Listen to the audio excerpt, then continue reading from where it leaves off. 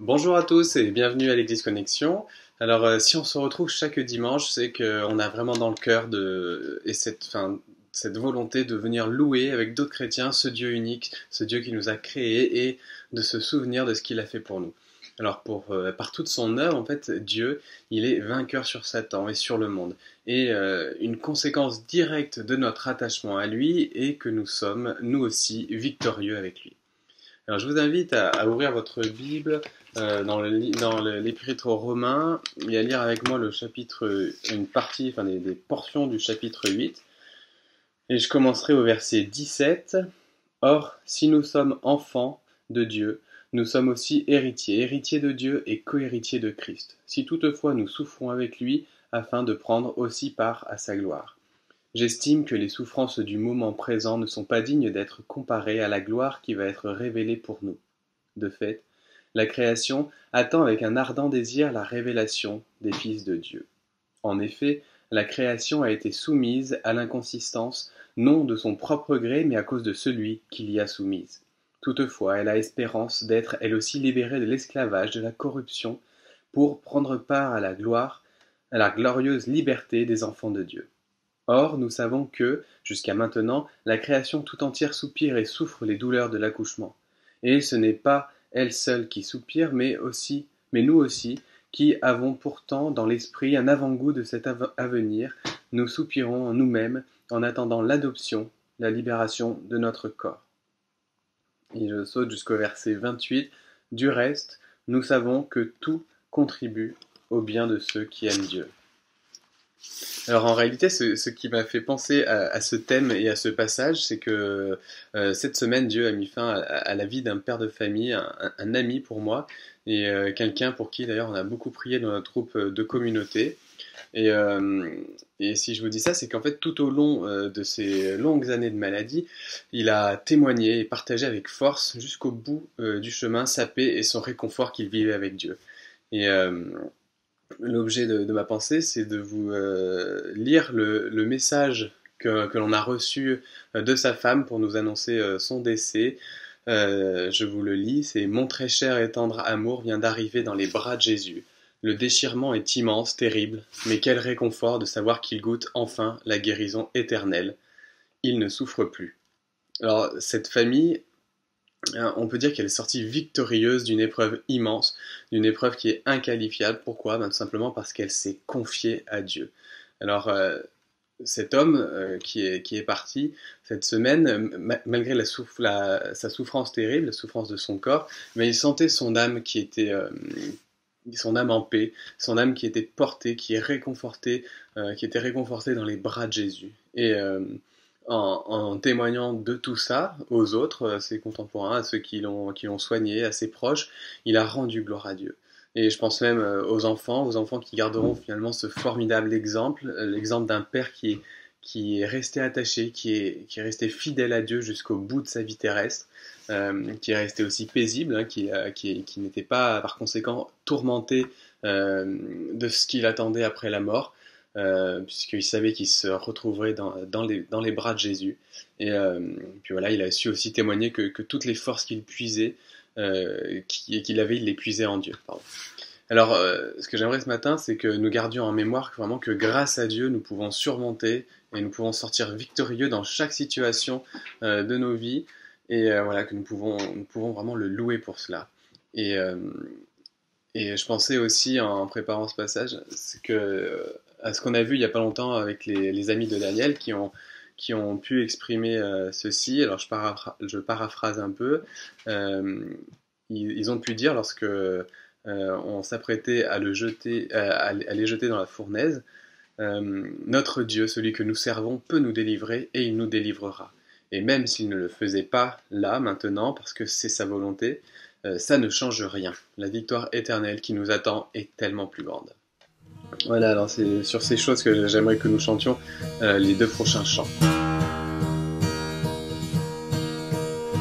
Offrons au Seigneur reconnaissance, son amour dure à jamais. Il est bon, il est au-dessus de tout, son amour dure à jamais. Chantons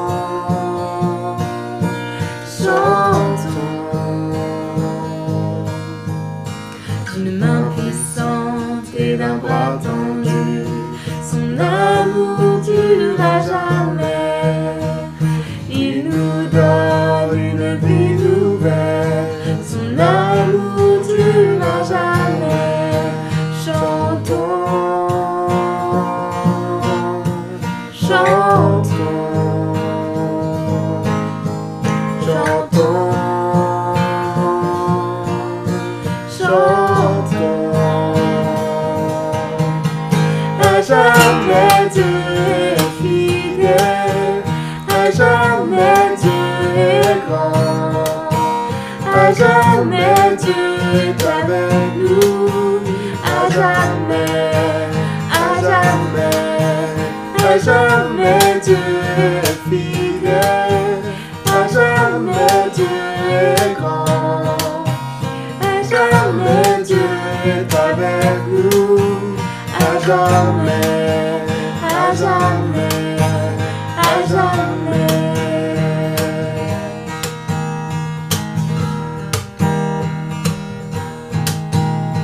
Du lever du soleil jusqu'à son couchant, son amour durera jamais.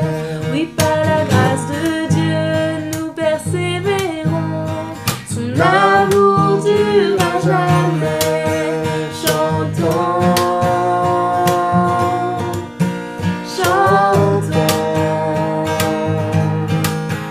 chantons, chantons.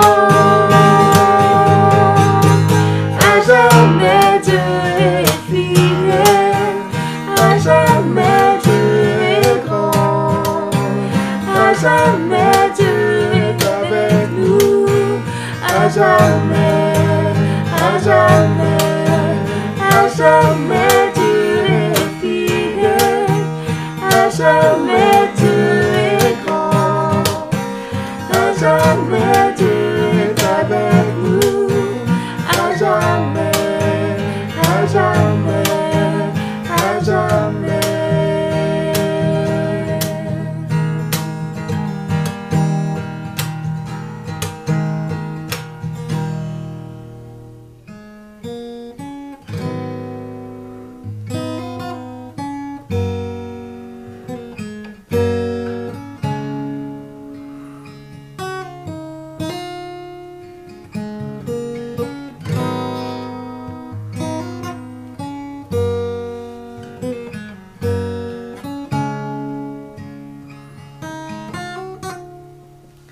En Jésus seul, j'ai l'espérance.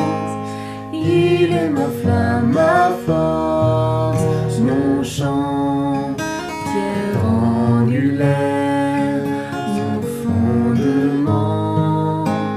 Même dans l'orage menaçant, oh quel amour, oh quelle paix. Les luttes cessent, la peur se tait, mon réconfort, mon plus grand bien. Dans l'amour du Christ, je me tiens.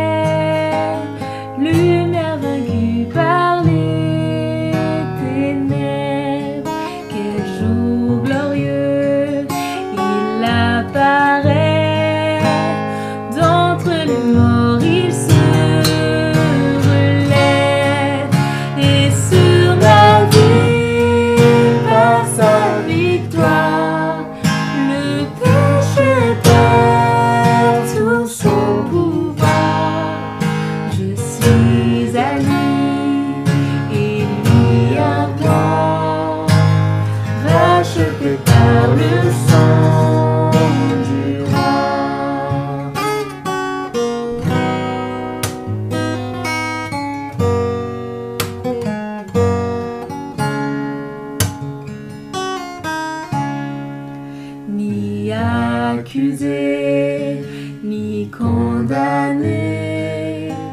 Son grand amour m'a transformé. Et du début jusqu'à la fin, Christ est maître de mon destin. Ni force humaine, ni plan humain ne peut m'arracher de sa main jusqu'à ma mort ou son retour. Par la force du Christ, je tiens. Ni force humaine, ni force humaine, ni plan humain ne peut m'arracher de sa main jusqu'à ma mort ou son retour. Par la force du Christ, je tiendrai.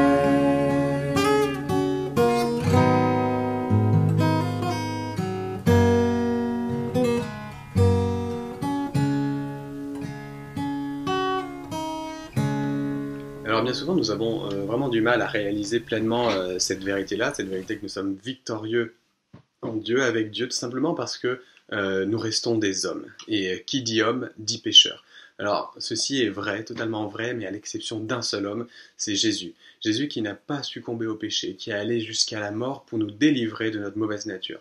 Alors il est important de confesser nos manquements à Dieu.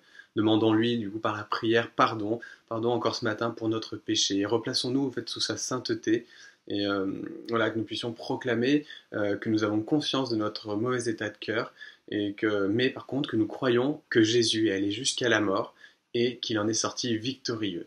Et tout cela, bien évidemment, pour nous pardonner et pour rétablir notre relation avec le seul vrai Dieu. Pour continuer ce moment, j'aimerais lire avec vous le Romains 8, à partir du verset 31.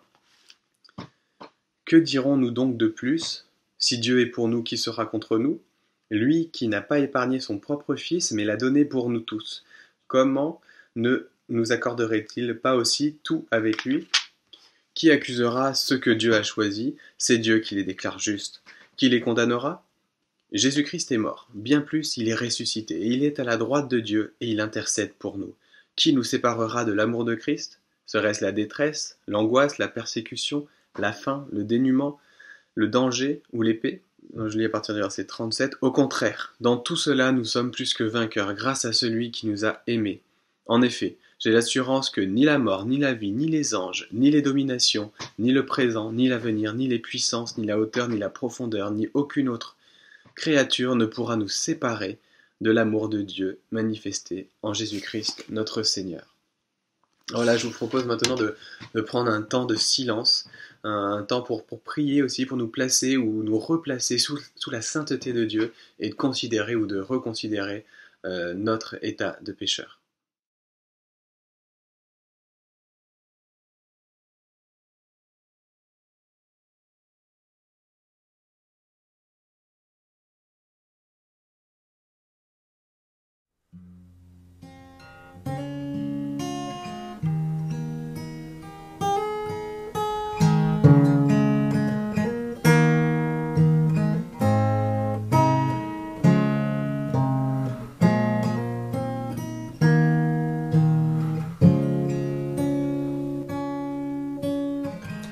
Lorsque les vagues sont montées,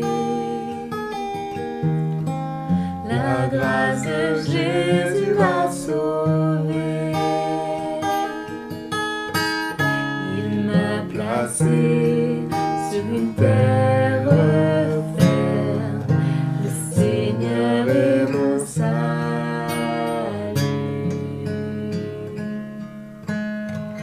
Dans les je ne crains rien, car c'est sa force qui me tient. Je vois l'aurore d'un nouveau jour, le Seigneur est mon salut.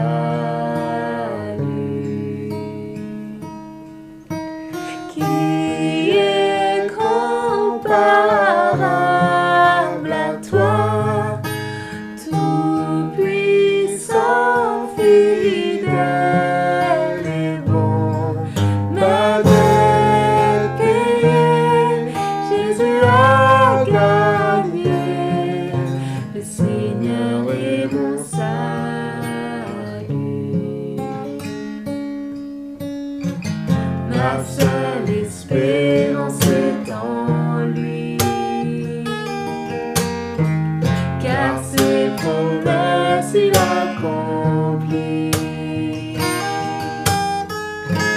Après l'hiver, je vois le printemps. Le Seigneur est mon salut.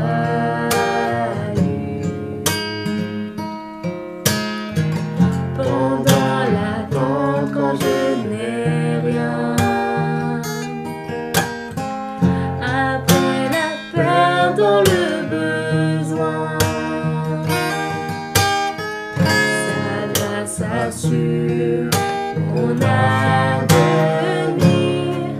Le Seigneur est mon salut.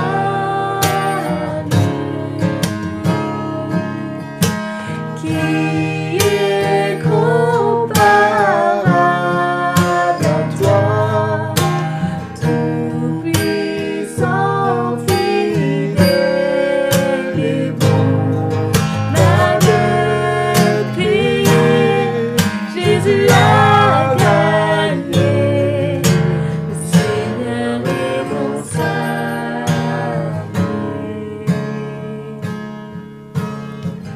Quand je vivrai ma dernière heure, le tombeau ne sera vainqueur, et je vivrai pour l'éternité. Le Seigneur est mon salut.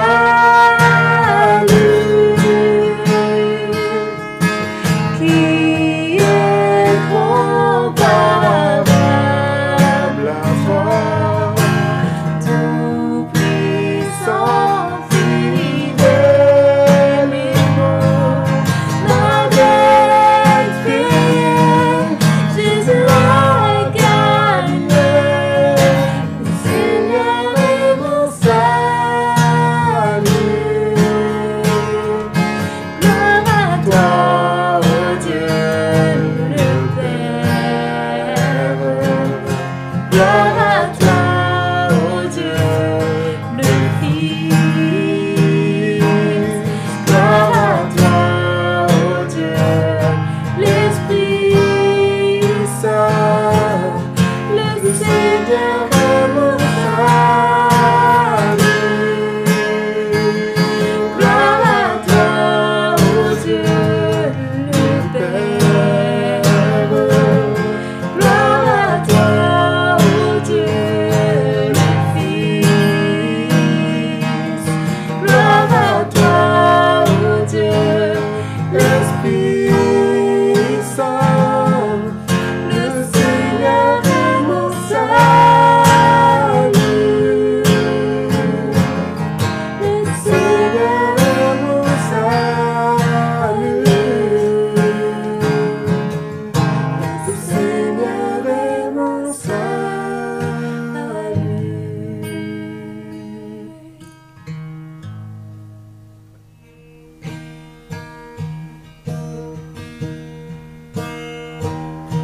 Bénis Dieu, oh mon âme, oh mon âme, rends gloire à son saint nom.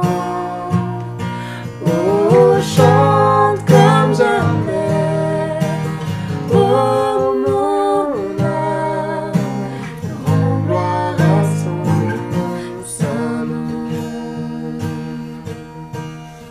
Voici l'aurore, l'aube d'un nouveau jour.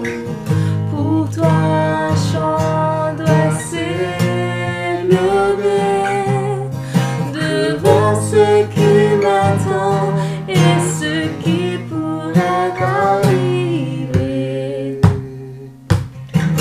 Qu'à la fin du jour je te chante encore. Bénis Dieu, oh mon âme, oh mon âme, rends gloire à ton saint nom. Oh, chante comme jamais, oh mon âme, je rends gloire à ton saint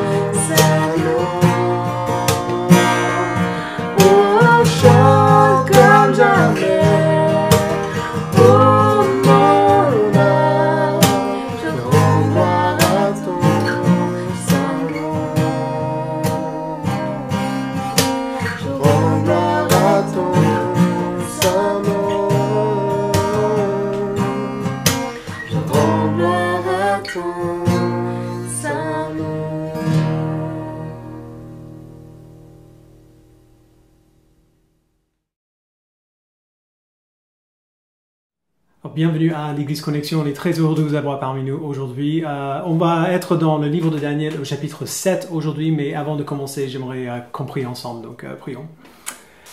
Père, merci beaucoup pour ta souveraineté sur le monde que tu as créé, pour ta souveraineté sur ton Église, sur ton peuple, sur l'histoire humaine que tu as dirigée depuis le début jusqu'à aujourd'hui. Nous prions, Père, que tu nous donnes de venir à ce texte avec beaucoup d'humilité, avec beaucoup de sagesse, parce que c'est un texte qui est difficile. Mais donne-nous, Père, d'être simplement émerveillés par ce que tu nous dis ici à travers le prophète Daniel. Donne-nous des yeux pour voir, non pas des détails mystérieux d'une prophétie, mais donne-nous des yeux pour voir toi et toi seul. Donne-nous de voir ta puissance, ta grandeur, ta gloire dans ce texte. Merci Père, au nom de Jésus-Christ, nous le prions. Amen. Alors, on a à moitié fini, les amis. On est dans Daniel 7. Avant de commencer, quand même, on doit prendre un peu de temps pour parler de ce à quoi nous attendre dans les 6 chapitres à venir. Si vous êtes avec nous depuis le début de cette série, vous savez que les 6 premiers chapitres de Daniel qu'on a vus tombent tous dans le genre littéraire du récit historique. Ce sont des histoires de ce qui s'est passé à Daniel et à ses amis après leur exil en Babylone. On les a vus s'échapper à la mort. Donc pour Daniel, c'était dans la fosse de lion au chapitre 6. Pour ses amis, dans une fournaise ardente au chapitre 3. On a vu Daniel, par la puissance de Dieu, interpréter des rêves, des messages de Dieu et naviguer les règnes de 3 rois différents en Babylone avec intégrité, avec fidélité à son Dieu. Mais maintenant, au chapitre 7, le livre de Daniel change radicalement parce qu'il change de genre littéraire. Les chapitres 7 à 12 de Daniel ne sont pas des récits, ce ne sont pas des histoires. Ces chapitres sont plutôt de nature prophétique et apocalyptique. Alors, le mot apocalypse veut dire révélation, tout simplement. Quand on rencontre des écrits apocalyptiques dans la Bible, on trouve énormément d'images symboliques dont Dieu se sert pour révéler des réalités célestes ou futures qui sont normalement cachées. Alors, je sais bien à quel point les symboles peuvent être lourds quand on lit la Bible. Ils sont mystérieux, ils sont bizarres, et il y a énormément de désaccords, même entre chrétiens, sur ce que ces symboles signifient. Mais il est important qu'on se demande pourquoi les symboles sont employés dans la littérature apocalyptique et pourquoi les prophéties ne sont pas simplement données clairement. Il y a des prophéties dans la Bible qui disent clairement ce qui va se passer. Genre le Messie naîtra dans cette ville, Bethléem, à ce type de femme, une vierge, et il sera ce type de personne, un serviteur souffrant. On voit tout cela dans Michée 5, Ésaïe 7 et Ésaïe 53. Dans la littérature apocalyptique, on ne communique pas aussi clairement de manière générale. Dieu communique son message par des symboles dont certains sont faciles à identifier et d'autres beaucoup moins. Il est vraiment important de nous souvenir que Dieu ne nous cache jamais les choses que nous avons besoin de savoir. Dieu n'est pas au ciel en train de nous envoyer des bouts d'informations mystérieux en espérant qu'un petit génie de la théologie va résoudre son énigme. Mon prof à l'école biblique, Tim Chester, dit, et je suis d'accord avec lui, il dit que dans la littérature apocalyptique, les symboles ne sont pas là principalement pour communiquer une information claire et spécifique, mais pour éveiller notre imagination. Pour nous émerveiller face à la grandeur de Dieu, pour qu'on le loue, pour qu'on ait confiance en lui. Alors plutôt que de nous donner simplement des noms et des dates et des faits, il nous donne des images énormes et bizarres et parfois assez déconcertantes, afin de produire en nous un émerveillement et une confiance en Dieu qui soit aussi énorme. Et si jamais les symboles, ces images sont claires, eh bien, c'est un bonus. Et ça ne fait qu'ajouter à notre confiance que Dieu sait toutes choses et qui nous dit la vérité. C'est ça qu'on va voir dans les 6 chapitres à venir. Et le chapitre 7 nous sert d'une bonne introduction à cette deuxième partie du livre. On va y voir que Dieu est souverain sur le monde, qu'il est souverain sur son royaume et qu'il est souverain sur son peuple. Alors Daniel 7 commence avec un grand saut en arrière. Si vous vous en souvenez, on a vu les règnes de 3 rois dans ce livre. Nebuchadnezzar, Belshazzar, donc des rois de Babylone, et Darius de l'empire médo-perse, qui a pris le contrôle de Babylone par la suite.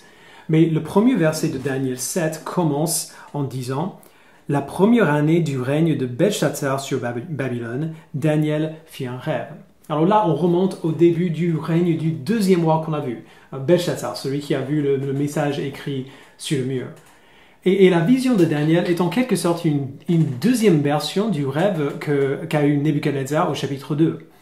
Nebuchadnezzar a fait un rêve d'une énorme statue avec une tête en or, poitrine et bras en argent, torse et cuisses en bronze, jambes et pieds en fer et en argile. On le voit à la fin de Daniel 2. Donc Daniel a expliqué que ces différentes parties de la statue représentaient 4 royaumes. Et on a vu que ces 4 royaumes étaient probablement Babylone, l'Empire médo-perse, la Grèce et Rome. Alors on va voir quelque chose de très similaire ici, mais avec des images très différentes et plus complètes. Donc commençons notre lecture ensemble à partir du verset 1. La première année du règne de Belshazzar sur Babylone, Daniel fit un rêve. Des visions se présentèrent à son esprit pendant qu'il était sur son lit. Ensuite, il mit ce rêve par écrit et en raconta les points principaux. Daniel commença son récit. Je regardais pendant ma vision nocturne, et voici que 4 vents du ciel ont fait irruption sur la grande mer. 4 bêtes énormes sont sorties de la mer, différentes les unes des autres.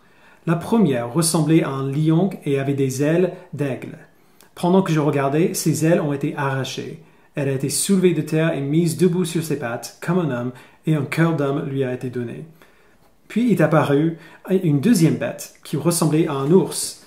Elle se dressait sur un côté, elle avait 3 côtes dans sa gueule, entre les dents. On lui disait « Lève-toi, mange beaucoup de viande ». Après cela, j'ai vu une autre bête qui ressemblait à un léopard. Elle avait 4 ailes sur le dos, comme celui d'un oiseau. Cette bête avait 4 têtes, et la domination lui a été donnée. Après cela, j'ai vu dans mes visions nocturnes une 4e bête, redoutable, terrible et extraordinairement puissante. Elle avait de grandes dents en fer, elle mangeait, brisait et piétinait ce qui restait. Elle était différente de toutes les bêtes précédentes et avait 10 cornes.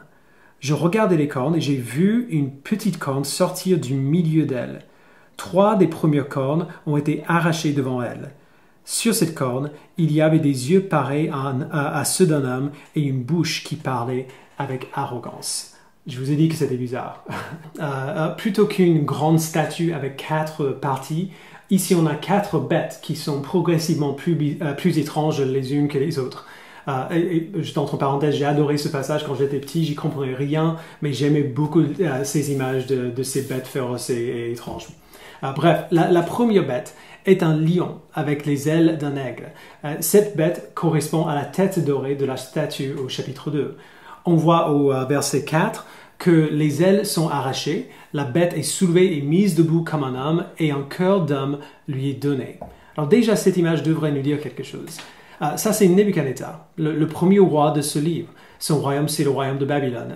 Nebuchadnezzar était un roi brutal qui a amassé un pouvoir énorme. Il était orgueilleux, arrogant. Il se considérait, si on veut, le roi de la jungle. Mais qu'est-ce qu'on a vu au chapitre 4? À cause de son orgueil, Dieu l'a humilié. Il a fait perdre la raison. Nebuchadnezzar est sorti du palais. Il a vécu comme un animal pendant un temps. Ses ailes ont été arrachées. Et puis, vers la fin du chapitre 4, Dieu lui rend la raison. Il le remet debout sur ses pattes et lui redonne l'esprit d'un homme. Le deuxième bête est un ours qu'on voit au verset 5 et on lui dit de se lever et de manger beaucoup de viande. Cette bête correspond à la poitrine et les bras de la statue, probablement l'Empire médo-perse qu'on a vu dans le roi Darius. L'ours a 3 côtes dans sa gueule. L'Empire médo-perse allait venir au pouvoir, donc ce n'était pas encore passé quand Daniel l'a écrit, mais allait venir en pouvoir en conquérant 3 royaumes distincts. Le royaume lydien en 446 avant Jésus-Christ, l'Empire chaldéen dont Babylone faisait partie en 539 et l'Égypte en 525. La 3e bête qu'on voit au verset 6 ressemble à un léopard avec 4 ailes et 4 têtes. Comme vous l'avez deviné, c'est le torse et les cuisses de la statue du chapitre 2, probablement l'Empire grec. la domination qu'on donne à cette bête ainsi que sa forme sont pour le moins suggestives de ce qui s'est passé pour la Grèce. Alexandre a bâti son empire avec une vitesse incroyable, donc les quatre ailes, et à sa mort, le royaume a été divisé en 4 alliances séparées, les 4 têtes, la Grèce et la Macédoine, la Thrace et l'Asie mineure, le reste de l'Asie et l'Égypte et la Palestine. La 4e bête est celle à laquelle Daniel consacre le plus de temps. Il ne décrit pas exactement à quoi cette bête ressemble, peut-être parce qu'elle ressemble à rien qu'il a vu dans le passé. Il dit simplement qu'elle est redoutable, terrible et extraordinairement puissante au verset 7. Elle a des énormes dents en fer, ce qu'elle prend dans la bouche est brisé et piétine ce qui reste. Vous vous souvenez des pieds en fer du chapitre 2? Voilà l'Empire romain, le plus grand empire de l'histoire jusque-là. Donc 4 royaumes, chacun plus grand et plus fort que le précédent, comme au chapitre 2. Mais à la deuxième moitié du verset 7, Daniel arrive avec de nouveaux détails sur cette 4e bête. Il décrit 10 cornes qui sortent de la bête. Parmi ces 10 cornes, une plus petite corne pousse. 3 parmi les 10 sont arrachées. Sur cette petite corne, il y a des yeux humains et une bouche qui parle avec arrogance, il dit. Alors, l'Empire romain de l'Antiquité, la 4e bête ici, c'est en quelque sorte l'exemple par excellence d'une société antichrétienne. La persécution la plus brutale des chrétiens au début venait de Rome, sous le règne de l'empereur Néron. Alors il y a beaucoup de théories ici et je n'ai pas le temps de les étaler tous, mais je crois que ces 10 cornes, donc 10 entre parenthèses, c'est un nombre symbolique qui représente la perfection. Les 10 cornes qui sortent de la bête symbolisent probablement les empereurs qu'on allait voir dans et après l'Empire romain. Pas dans leur nombre, mais dans leur caractère. Ce sont des empereurs qui proféreraient des blasphèmes contre le Très-Haut en prétendant eux-mêmes être des dieux. Et on va voir ça un peu plus tard dans le verset 25. Et la petite corne, avec sa bouche qui parle avec arrogance, a presque toujours été comprise comme étant une référence à une figure qu'on appelle l'Antichrist, qui apparaît plus tard dans la Bible, même si ce n'est jamais sous ce nom, et qui ferait son apparition peu de temps avant le retour de Jésus-Christ.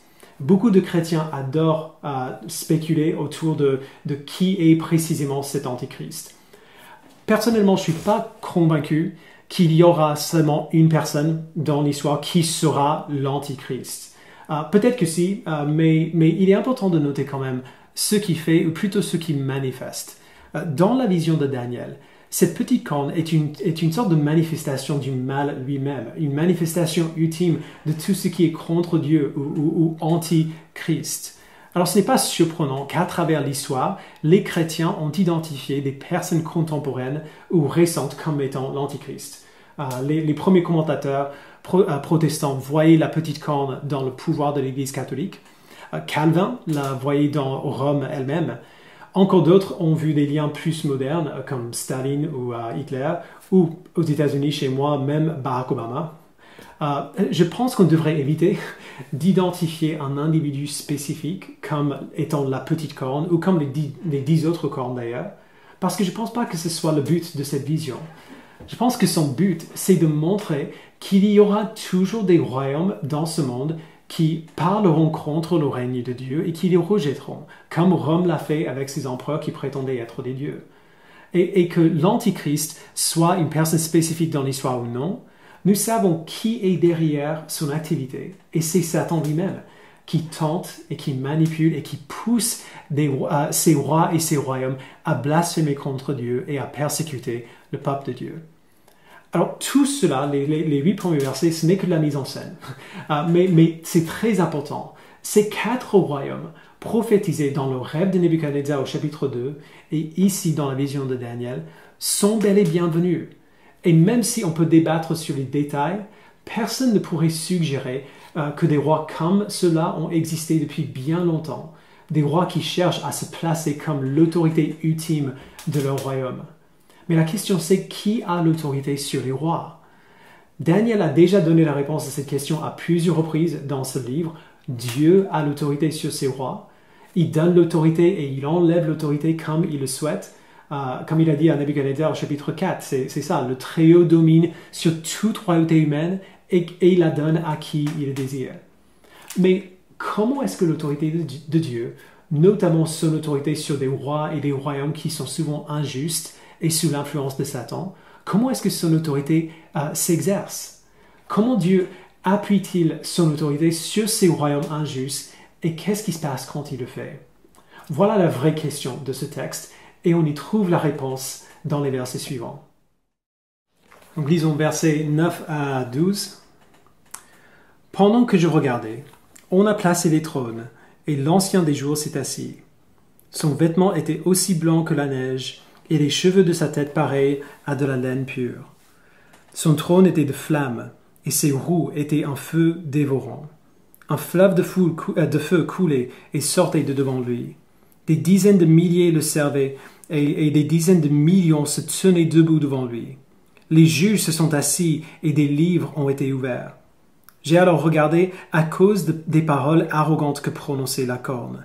Pendant que je regardais, la bête a été tuée. Son corps a été détruit et livré au feu pour être brûlé. Les autres bêtes ont été dépouillées de leur pouvoir, mais une prolongation de vie leur a été accordée pour un certain temps.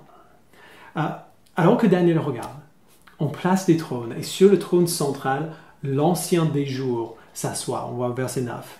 L'Ancien des jours, c'est un terme pour désigner Dieu lui-même. Et ici, il projette quand même une image impressionnante. Verset 10, il a des cheveux blancs, un trône de flammes, des flammes sous le trône et des flammes qui sortent de devant lui. Donc, les pyromanes aiment bien le verset 10. Mais on est encore plus impressionné quand on lit qu'il y a des milliers de personnes devant lui qui attendent d'être jugées. Quand on est jugé par quelqu'un qui est entouré de feu, et de qui le feu sort, on sait que c'est du sérieux. Dieu ne donne pas son avis. Dieu n'exprime pas des souhaits. Ça serait vraiment bien si tu pourrais faire ça, ceci ou cela. Le livre est ouvert devant lui et il donne les faits. Tu as fait cela, tu mérites cela, tu recevras cela. Et Dieu est tellement grand, tellement puissant que le jugement qu'il exerce sur les hommes, il exercera sur tous les hommes, même le plus puissant des rois.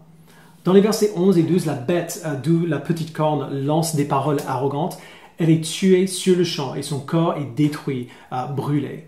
Les autres bêtes ne reçoivent pas la même punition sévère, elles peuvent continuer d'exister pendant un temps, mais leur domination leur est enlevée. Alors pour le dire autrement, le pouvoir et l'influence de Satan ont une date limite. Il n'est rien devant notre Dieu saint, et sa fin sera rapide et brutale et absolue. Et le coup décisif contre lui a été déjà donné, comme on verra. Ces royaumes qui l'influencent sont permis de continuer pendant un temps, mais ils n'auront plus aucune autorité réelle. Ils ne peuvent rien faire pour menacer le plan ou la volonté de Dieu. Alors la question encore, c'est comment est-ce que Dieu fait cela? Comment est-ce qu'il exerce son jugement? Comment est-ce qu'il porte le coup mortel contre Satan? Verset 13. Pendant que je regardais dans mes visions nocturnes, quelqu'un qui ressemblait à un fils de l'homme est venu avec les nuées du ciel. Il s'est avancé vers l'Ancien des jours et on l'a fait approcher de lui. Alors, on va s'arrêter là juste un instant. Le terme que Daniel utilise, quelqu'un qui ressemble à un fils de l'homme, ce terme est très parlant. Le seul être qui convient à ce qu'on voit dans les versets 13 et 14 serait Dieu lui-même, parce que Dieu ne partage sa gloire avec personne. Mais en même temps, ce fils d'homme est distinct. Il ne ressemble pas à l'Ancien des jours, pas exactement. Il ressemble à un homme, à une personne. C'est un être humain. Donc Daniel décrit ainsi ce fils de l'homme pour qu'on voit rapidement que cette personne n'est pas une personne ordinaire. Il est humain, mais il n'est pas seulement humain. Il est aussi divin, pleinement homme, pleinement Dieu. Alors, Daniel ne savait probablement pas exactement qui il a vu, mais la promesse était très claire. Verset 14. On lui a donné la domination, la gloire et le règne. Et tous les peuples, les nations et les hommes de toute langue l'ont servi. Sa domination est une domination éternelle qui ne cessera pas et son royaume ne sera jamais détruit. Alors Daniel voit cette vision prophétique d'un Dieu-homme qui se présente devant Dieu et qui reçoit la gloire et la domination et le royaume de Dieu. Quelle espérance merveilleuse pour un membre exilé du peuple de Dieu. c'est ce qu'on a vu dimanche dernier, la présence et le règne de Dieu semblaient avoir quitté son peuple. Ils ont perdu leur patrie, ils ont perdu leur royaume. On pourrait penser que Dieu a perdu. Mais bientôt viendra un roi qui sera Dieu et qui vaincra. Il ramènera la présence et le règne de Dieu au peuple de Dieu. Et non seulement il régnera sur le peuple de Dieu, il régnera sur tous les peuples, toutes les nations, tous les hommes de toutes langues le serviront. C'est une espérance énorme, incroyable et glorieuse pour le peuple exilé de Dieu. Et même si Daniel n'a jamais pu le voir de sa vie, cette espérance a été accomplie en Jésus-Christ. Lorsque Jésus est venu, il parlait le plus souvent de lui-même en se servant de ce même titre, Fils de l'homme. Mais il a un peu modifié. Daniel décrit quelqu'un qui ressemble à un Fils de l'homme, alors que Jésus s'appelait lui-même le Fils de l'homme, c'est-à-dire le Fils de l'homme que Daniel a vu dans sa vision dans Daniel 7. Tous les Juifs qui ont écouté Jésus prêcher et qui observaient sa vie et son ministère auraient bien connu le livre de Daniel. Ils connaissaient cette vision. Ils s'attendaient à ce que l'autorité et la domination du Fils de l'homme soient exercées d'une certaine manière, par la force militaire, par le feu, comme on voit dans la vision. Et donc ils ont été assez perplexes de voir que Jésus s'appelait le Fils de l'homme, mais ne ressemblait pas à ce qu'ils imaginaient. Plusieurs d'entre eux reconnaîtraient bientôt que Dieu a accompli cette prophétie de manière totalement inattendue. Jésus-Christ est venu, le Fils de Dieu en forme humaine. Il a vécu une vie parfaite sans péché, parmi les pécheurs. Il a pris sur lui-même les péchés de son peuple. Il a subi une vraie mort humaine à leur place, a souffert la punition pour leurs péchés. Il est ressuscité d'entre les morts, glorifié et renouvelé, et il est monté au ciel, a pris sa place à côté de son Père, et il a reçu quoi? La domination, la gloire et le royaume, afin que tout peuple, toute nation et toute langue le servent. C'est totalement surprenant que le Fils de l'homme de Daniel 7 prenne son trône en mourant pour son peuple. Mais c'est ce qu'il a fait. Cette partie de la promesse, donc la première moitié du verset 14, est déjà accomplie. Maintenant, à ce moment même, Jésus-Christ règne dans le ciel. Mais est-ce qu'on voit son règne aujourd'hui, de manière totale en tout cas? Jésus-Christ règne sur le monde aujourd'hui et on voit son règne dans nos vies, dans l'Église. Mais il faut quand même admettre qu'il y a bien des coins de son royaume qui sont en rébellion contre le roi. Que Jésus règne sur un royaume qui n'est pas encore pleinement réalisé. Et c'est pour cela que Jésus parlait si souvent du royaume de Dieu comme du levain ou comme une graine de moutarde, quelque chose qui commence petit mais qui grandit avec le temps. Vous vous souvenez de la pierre du chapitre 2 ? La pierre qui écrase les pieds de la statue et puis qui grandit, qui devient une montagne qui remplit toute la terre. Ça a commencé, frères et sœurs, mais ce n'est pas fini. Un jour, Jésus-Christ reviendra sur la terre. Il jugera les vivants et les morts, chaque dirigeant juste et injuste, chaque sujet juste et injuste. Et ce jour-là, son règne sera visible et global. Il n'y aura pas un seul coin de la terre qui ne sera pas visiblement sous son règne. Et si ce n'était pas déjà assez incroyable ça, à son retour, il prendra le royaume et il le partagera avec son peuple. Lisons verset 15. « Moi, Daniel, j'ai eu l'esprit troublé au plus profond de moi, et mes visions m'ont terrifié. Je me suis approché de l'un de ceux qui se tenaient debout et lui ai demandé de me révéler la vérité à propos de tout cela. Il m'a répondu en me faisant connaître l'explication. Ces 4 bêtes énormes, ce sont 4 rois qui surgiront de la terre. Cependant, les saints du Très-Haut recevront le royaume et ils le posséderont éternellement, d'éternité en éternité. Ensuite, j'ai désiré savoir la vérité sur la 4e bête, celle qui était différente de toutes les autres, extrêmement terrible, qui avait des dents en fer et des ongles en bronze, qui mangeait, brisait et piétinait ce qui restait. J'ai aussi désiré savoir la vérité au sujet des 10 cornes qu'elle avait sur la tête, ainsi qu'au sujet de l'autre, celle qui était sortie et devant laquelle 3 étaient tombés, la corne qui avait des yeux et une bouche parlant avec arrogance et qui paraissait plus grande que les autres. J'ai vu cette corne faire la guerre aux saints et l'emporter sur eux, jusqu'au moment où l'Ancien des jours est venu faire justice au sein du Très-Haut. Le moment où les saints ont pris possession du royaume est alors arrivé. Voici ce qu'il m'a dit. La quatrième bête, c'est un quatrième royaume qui existera sur la terre, différent de tous les royaumes. Il dévorera toute la terre, il piétinera et la brisera. Les 10 cornes, ce sont 10 rois qui surgiront de ce royaume. Un autre surgira après eux. Il sera différent des premiers et abaissera 3 rois. Par ces paroles, il s'opposera au Très-Haut.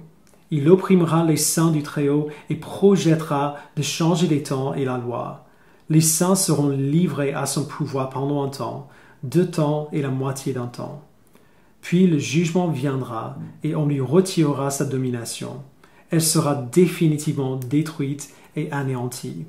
Alors, comme j'ai dit avant, il y a beaucoup de spéculations et de débats concernant qui sont ces bêtes, qui sont en particulier la quatrième bête et la petite corne. Il y a beaucoup de gens qui pensent que c'est Rome et Néron en particulier. Que ce soit Rome et Néron ou que Rome et Néron soient un type de plein d'autres types de royaumes à venir, quoi qu'il en soit, le message de cette prophétie reste le même. Les royaumes du monde vont provoquer de la souffrance pour le peuple de Dieu. Certains royaumes plus que d'autres, absolument, mais si nous appartenons au peuple de Dieu, alors nous allons souffrir. Ça a du sens quand on y pense. Le royaume de Dieu a été inauguré, mais il n'est pas encore pleinement réalisé. Nous sommes de manière bien réelle des étrangers, des exilés. Nous vivons dans ce monde, mais nous appartenons à un autre. Tout expatrié peut dire que vivre dans un pays étranger apporte un certain nombre de difficultés. Et lorsqu'on considère les différences gigantesques entre le royaume où nous résidons actuellement, donc le monde, et le royaume auquel on appartient, le royaume de Dieu, il est évident qu'on devra subir plus que de simples difficultés. Le monde va agir contre nous. Satan qui influence des rois et des royaumes va agir contre nous. Il est impossible de concevoir deux royaumes plus différents l'une que l'autre. Ce monde est brisé, corrompu par le péché. Le royaume de Dieu est parfaitement saint. Ce n'est pas étonnant que le peuple de Dieu va souffrir pendant qu'on vit ici. Ce n'est pas étonnant que le monde lutte contre nous et s'attaque au peuple de Dieu puisqu'il est sous l'influence de Satan. Alors ça semble presque ridicule de dire cela dans notre contexte. Ici en France, nous souffrons très peu à cause de notre foi. Mais personne ne sait ce qui nous attend demain. Alors pendant qu'on est ici, pendant qu'on souffre ou qu'on prépare à souffrir, on a besoin d'une espérance. On a besoin des promesses de notre Dieu. Et c'est pour cela que nous avons le verset 27. Le royaume, la domination et la grandeur de tous les royaumes présents sous le ciel seront donnés au peuple des saints du Très-Haut. Son règne est un règne éternel et tous les dominateurs le serviront et lui obéiront. Son langage fait écho au langage du verset 14. Ce royaume éternel avec la domination sur toute domination, ça c'est le royaume du Fils de l'homme. Et le Fils de l'homme, le Fils de Dieu, notre roi Jésus-Christ, il donnera le royaume à son peuple et à ses saints, à nous. On a déjà vu cela au verset 18, un peu plus tôt. Cependant, les saints du Très-Haut recevront le royaume et ils le posséderont éternellement, d'éternité en éternité. Mais ici, au verset 27, il fait un pas de plus. Ce n'est pas seulement le royaume qui est donné au peuple de Dieu, mais la domination et la grandeur de tous les royaumes aussi. Dans Apocalypse 22, versets 4 et 5, Jean décrit sa vision des nouveaux cieux et la nouvelle terre. Après le retour de Christ, après que Jésus renouvelle la terre et enlève le péché et tous ses effets, il décrit les saints de Dieu, donc tous ceux qui ont placé leur foi en Christ pour le salut. Et il dit, Apocalypse 22, verset 4, « Ils verront son visage, donc le visage de Christ, et son nom sera sur leur front. Il n'y aura plus de nuit, et ils n'auront besoin ni de la lumière d'une lampe, ni de celle du soleil, parce que le Seigneur Dieu les éclairera, et ils régneront au siècle des siècles. » C'est une des vérités de la Bible que je trouve le plus difficile à croire. Mais il le faut. Jean et Daniel disent tous les deux que nous régnerons avec Christ sur la terre renouvelée. Il nous laissera garder la responsabilité qu'il nous a donnée tout au début, dans Genèse 1, 28, lorsque Dieu a créé le monde et puis a créé l'homme et lui a dit de remplir la terre, de la soumettre et de dominer sur elle. lorsque Christ reviendra, le commandement que Dieu a donné à Adam sera enfin une réalité pour toute l'humanité rachetée et renouvelée de Dieu. Il faut que nous voyions que c'est là notre avenir, frères et sœurs, et c'est là notre espérance. La souveraineté de Dieu sur toute chose assure notre espérance.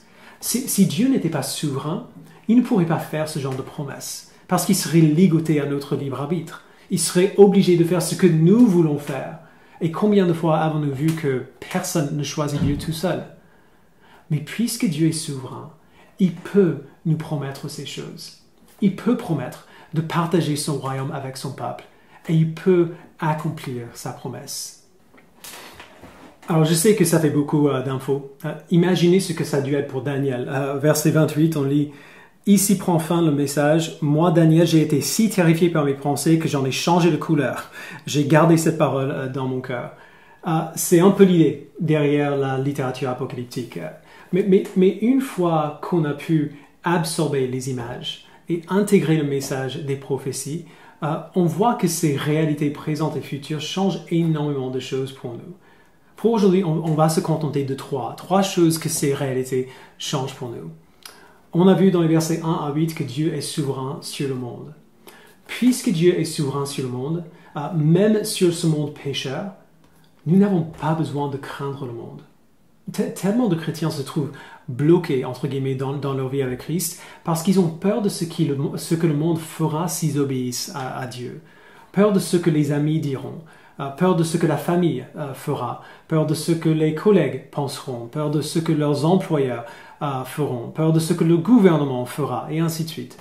Et toutes ces choses dont ils ont peur se passeront peut-être. Genre Daniel s'est fait bien jeter dans la fosse au lion. Mais puisque Dieu est souverain sur le monde aujourd'hui, nous n'avons rien à craindre du monde. Rien de naturel, d'humain ou de démoniaque peut nous arriver qui ne passe pas par les mains de Dieu d'abord, qui ne permet pas pour notre bien et pour sa gloire. Nous n'avons rien à craindre. Les bêtes seront jugées et vaincues et anéanties par notre Dieu. Versets 9 à 14, on a vu que Dieu est souverain sur son royaume. Puisque Dieu est souverain sur son royaume, nous devrions vivre avec la confiance pleine et entière que son royaume est venu et son royaume viendra encore. Nous devrions avoir faim de voir le royaume de Dieu continuer d'avancer dans le monde, parce que c'est ainsi que nous allons passer l'éternité. Et nous voulons que ça commence maintenant. Comme quelqu'un a dit, quand on sait ce qu'on veut pour le reste de sa vie, on veut que le reste de sa vie commence dès que possible. Et donc, puisque nous voulons vivre notre vie éternelle avec Christ dès maintenant, nous devrions être motivés, poussés par un désir profond de voir son royaume venir, de voir son royaume grandir, de voir des gens venir à la foi en Christ, de prendre plaisir en sa gloire maintenant, comme nous le ferons pour toujours. Notre désir de nous réjouir dans la gloire de Dieu devrait être la motivation derrière tout ce qu'on fait, parce que ce sera la seule motivation pour tout ce qu'on fera pour l'éternité. Et enfin, versets 15 à 18, on a vu que Dieu est souverain sur son peuple. Puisque Dieu est souverain sur son peuple, nous pouvons vivre avec confiance que lorsque son royaume viendra, il le partagera avec nous. Nous régnerons avec lui. Et savoir que nous régnerons avec lui va changer radicalement la manière dont nous vivons maintenant.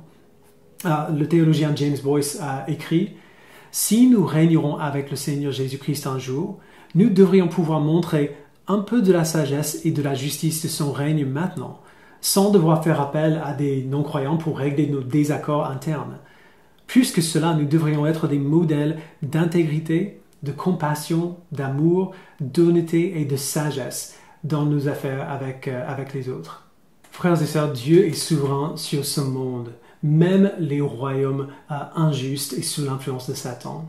Il est souverain sur son royaume et il est souverain sur son peuple. Alors reposons-nous dans sa souveraineté, reposons-nous dans sa bonté et reposons-nous dans la puissance glorieuse du roi Jésus-Christ qui a vaincu la bête et qui monte au ciel, qui règne sur nous aujourd'hui et qui reviendra partager son royaume avec nous. Je vous invite à prier avec moi. Père, nous te remercions infiniment pour ton Fils. Nous te remercions pour l'assurance glorieuse que tu nous donnes. Merci pour ces images franchement effrayantes de ces 4 bêtes qui sont peut-être un peu plus effrayantes encore parce qu'on a du mal à savoir de quoi ils parlent exactement. Mais merci Père de nous avoir donné ces images si impressionnantes et de nous avoir clairement dit que tu les as vaincus. Donne-nous Père de ne pas avoir peur de quoi que ce soit. Donne-nous de réaliser que si toi, tu es celui qui juge et qui vainc les ennemis les plus féroces qu'on peut imaginer, toi, tu es infiniment plus fort, infiniment plus puissant, infiniment plus bon et glorieux que toute menace qui pourrait venir contre nous. Merci Père d'avoir donné le royaume au Fils de l'homme, de lui avoir donné la domination, la gloire et le règne. Et de nous avoir donné cette promesse que nous ne méritons pas du tout, que nous, les saints du Très-Haut, recevrons le royaume et le posséderons éternellement, d'éternité en éternité. Merci Père de nous avoir déclarés des saints, même si nous luttons encore pour vivre des vies saintes aujourd'hui. Fais de nous véritablement des saints, des personnes qui ressemblent à ton Fils. Protège-nous alors que nous attendons son retour. Et donne-nous, Père, d'avoir soif et hâte de voir le retour de Jésus-Christ, de le voir face à face et de te rendre gloire dans sa présence. Merci, Père. Au nom de Jésus-Christ, nous le prions. Amen.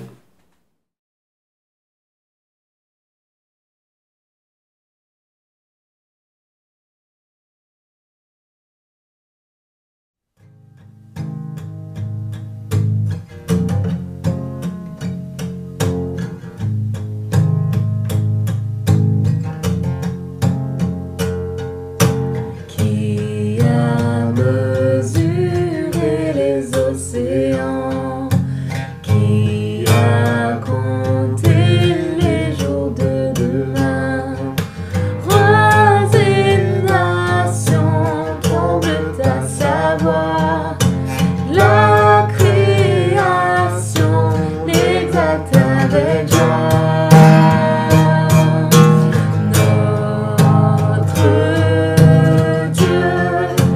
Règne dans les cieux, prosternés adorons notre roi, nul n'est son égal, prosternés adorons-le.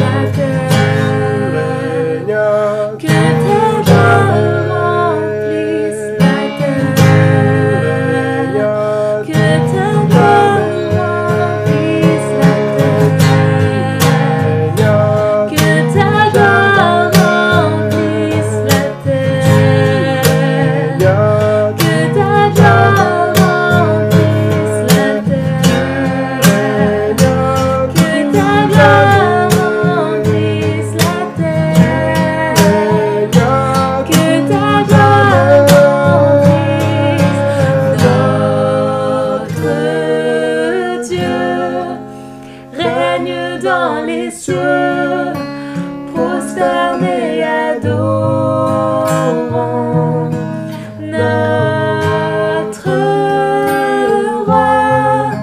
Nul n'est son égal, prosternés adorons-le.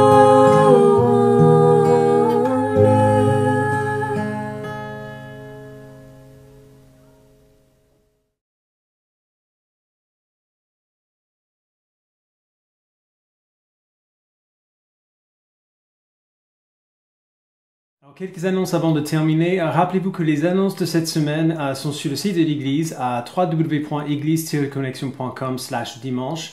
Vous y trouverez tout ce qu'on va vous dire maintenant et surtout les liens qu'il faut pour pouvoir y participer. Mais avant de passer aux annonces, juste un mot rapide sur la question que vous nous posez le plus en ce moment. Quand est-ce qu'on pourra se réunir de nouveau? Eh bien, il faudrait être patient parce que ce n'est pas aussi simple que ça. Il y a un certain nombre d'éléments que nous ne contrôlons pas, comme les conditions de réouverture de l'espace Saint-Martin. Non seulement nous devons faire ce qu'il faut pour appliquer les règles de sécurité que le gouvernement exige, mais eux aussi, ils doivent pouvoir assurer des règles pour leur bâtiment. Et les règles sont différentes selon le groupe qui est là. Il y a énormément de choses qui doivent être très bien organisées avant de pouvoir envisager une réouverture. Et une fois qu'on les a organisées, on a d'autres questions encore qui se posent. Nous voulons nous rassembler de nouveau aussi rapidement que possible, mais non pas au prix de la santé de nos membres ou de la pérennité de l'Église de manière générale. Arnaud m'a envoyé un article cette semaine sur une église en Allemagne qui s'est réouverte après le confinement, qui a respecté toutes les règles mises en place et qui a eu par la suite sans contamination et a attiré l'attention des médias. Et on ne veut pas ça non plus. Je vous promets, on réfléchit sur les possibilités, on vous tient au courant. Mais entre-temps, profitons des événements formels et informels pendant la semaine pour maintenir le lien entre nous. Il y a un Zoom à votre disposition après le culte. On mettra le lien sur le site de l'église ou alors si vous regardez sur YouTube, vous pourrez trouver le lien dans le descriptif de la vidéo juste en bas. Allez dans la salle Zoom après le culte pour discuter avec vos frères et sœurs en Christ. Pourquoi pas déjeuner ensemble afin de nous rappeler un peu que cette vidéo n'est pas l'Église. L'Église, c'est la vie qu'on vit ensemble en tant que frères et sœurs autour de l'Évangile. Si vous êtes nouveau à l'Église et vous voulez savoir comment vous intégrer un peu mieux, n'hésitez pas à prendre contact avec Steve, notre diacre d'intégration. Il peut répondre à toutes vos questions. Vous pouvez contacter Steve à contact@église-connexion.com. Les liens pour les groupes de communauté sont disponibles sur le site de l'Église. Les groupes de communauté sont des plus petits groupes qui se rencontrent via Zoom pour l'instant pendant la semaine pour discuter ensemble du message du dimanche, pour voir le texte qu'on va voir dimanche prochain et pour partager et prier les uns pour les autres. Notre réunion de communauté cette semaine a été absolument formidable grâce à ce partage et ce temps de prière que nous avons eu. Donc profitez de ces groupes. Et si vous êtes nouveau à l'église et vous avez du mal à savoir exactement comment faire ça, comment rejoindre un groupe, il y a un groupe de communauté dédié aux nouveaux arrivés à l'église. Il a lieu le jeudi soir à 20h. Le lien pour la salle Zoom de ce groupe se trouvera tout en haut de la liste sur le site de l'église ou alors vous pouvez le trouver dans le descriptif sur YouTube aussi. Il y a plusieurs réunions de prière qui se retrouvent pendant la semaine, le lundi, mercredi et vendredi soir à 20h30 et le mardi, jeudi et samedi matin à 7h. Sur le site de l'église, vous pouvez prendre contact avec nous et on vous communiquera les infos d'accès à la salle Zoom. Nous sortons régulièrement des vidéos et un podcast qui s'appelle Connexion vous répond. Si vous avez des questions sur le message du dimanche, sur la Bible, sur la foi chrétienne, quoi que ce soit, vous pouvez nous les envoyer au 06 66 10 29 55. Et d'ailleurs, si vous n'avez pas vu l'épisode spécial de la semaine dernière avec le témoignage de Cindy qui était de l'église avant et de son frère Giorgio pour qui on a prié pendant très longtemps, allez la voir, c'est excellent, c'est encourageant. C'est ce pourquoi nous écoutons des témoignages. Donc allez le voir tout de suite. Allez, on va le mettre dans le descriptif de la vidéo aussi. Et nous terminons sur une lecture d'Apocalypse 22. Donc l'apôtre Jean voit une vision des nouveaux cieux et la nouvelle terre. Donc la terre renouvelée après le retour de Christ. Et là, il dit au verset 3, « Il n'y aura plus de malédiction. Le trône de Dieu et de l'agneau sera dans la ville. » Donc la Nouvelle Jérusalem. Ses serviteurs lui rendront un culte. Ils verront son visage et son nom sera sur leur front. Il n'y aura plus de nuit et ils n'auront besoin ni de la lumière d'une lampe ni de celle du soleil parce que le Seigneur Dieu les éclairera. et ils régneront au siècle des siècles. Amen. Merci beaucoup d'être venu. Restez discuter ensemble dans la salle Zoom si vous pouvez. Sinon, à très bientôt. Que Dieu vous bénisse cette semaine.